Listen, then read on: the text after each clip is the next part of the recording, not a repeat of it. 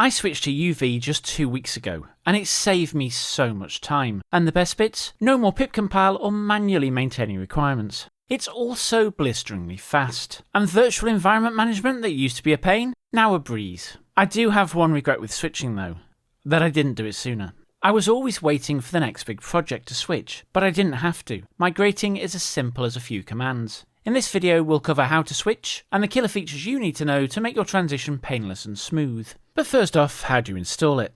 If you're on Arch Linux like me, you can just do pacman-s uv. I'm not going to do this because I've already got it installed. If you're on Windows, first off, I'm sorry, but secondly, you can actually pip install it with pip install uv. If you have an existing project with requirements.txt, then switching is dead simple. First thing we're going to do is delete the virtual environment folder, and then we're going to initialize a new environment with uv init-bare. You should notice that we now have a new project.toml file. This will be managing all our dependencies going forwards. The best bit is we don't actually have to manage it ourselves, UV handles all of it. Now to import our existing project, we're just going to do uv add-r requirements.txt. This will install all of the dependencies for our existing project. The other thing to note is just how blazingly fast that was. How long would that have taken in pip for that many requirements? And you'll also notice it's recreated our virtual environment for us.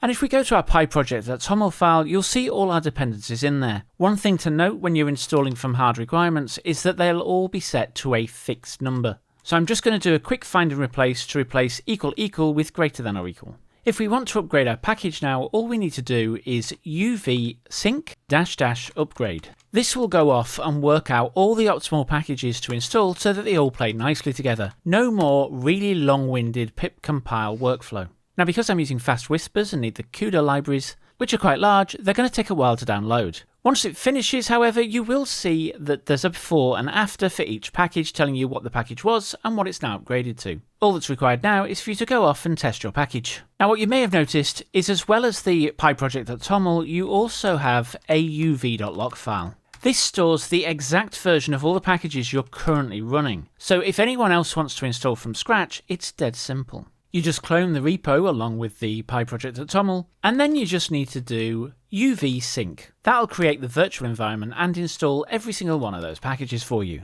You may be thinking to yourself, how did it install all those packages so quickly when an upgrade took longer? And that's because, unlike a normal package manager, the Python packages aren't actually stored in your virtual environment. They're installed in a global UV cache, which is then hard linked into your project. So you only have to download them once, which saves disk space too.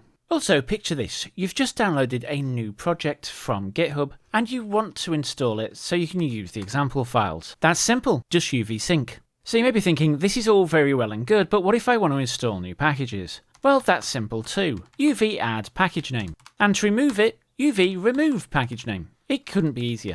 And what's more, pyproject.toml is kept up to date with every update. And now, my favourite feature, upgrading Python. Testing a new Python version to see if it's sped up your code has never been simpler. Just uv venv --python space and the version number. If you just put in a major version number, UV will work out what the actual latest patch number is and install that instead. What is absolutely insane is if that Python version isn't on your system, UV will go and download it for you and plug it in. This single thing saves so much time. Just one thing to note about running your code from now on. And if you're using PyCharm, it will do it automatically for you as soon as it detects you're using UV. And that is that you now run code using UV run instead of Python with the version number. UV will also give you a head start on new projects.